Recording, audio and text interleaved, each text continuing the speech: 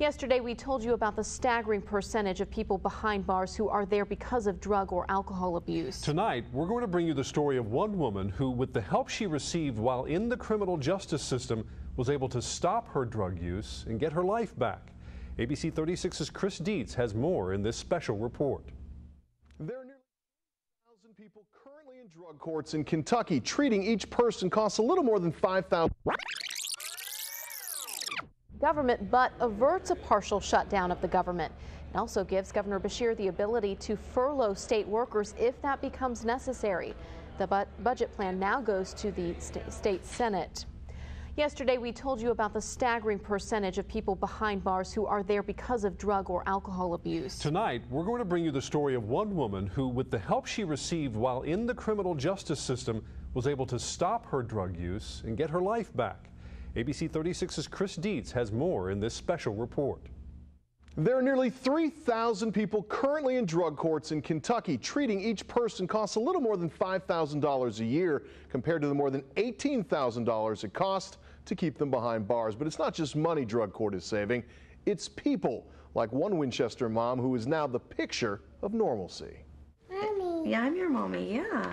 Stephanie Compton spends most days with her 2-year-old daughter, Gracie. We figured it out. A little girl who knows nothing about how her mom used to be. Yeah, I was far from normal 4 years ago. It started when Stephanie was 14 and her parents got divorced. Around 21 is when I started using every day. What started as alcohol and marijuana became Oxycontin. There got to a point where when I woke up in the mornings, I couldn't do anything without them. In March of 2005, Stephanie got married. She says she was so high at the time, she doesn't remember anything about that day. When I looked at the picture, there was nothing there. I wasn't happy. Later that year, her habit led her down a dangerous path. We had somebody set a car on fire to get the insurance money, to use the insurance money for drugs. She received probation for the arson charge. Then in January of 2006, I started writing checks, and I got arrested for possession of a forged instrument. 2 short jail stints and 2 failed rehabs later,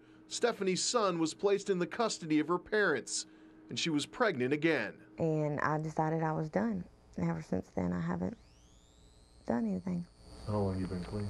It'll be 3 years in October. A stay at the Hope Center helped her get ready for recovery, but drug court saved her. I mean, I probably would have ended up dead if I hadn't been in drug court or in jail forever. Drug court is one of the options Fayette Circuit Judge James Ishmael considers. I have to decide if this person really wants substance abuse help or if they just don't want to go to prison, which I don't blame them for. Since it started, more than 3,600 people have graduated. It just makes your day because I see so much sadness. But drug court doesn't work for everyone.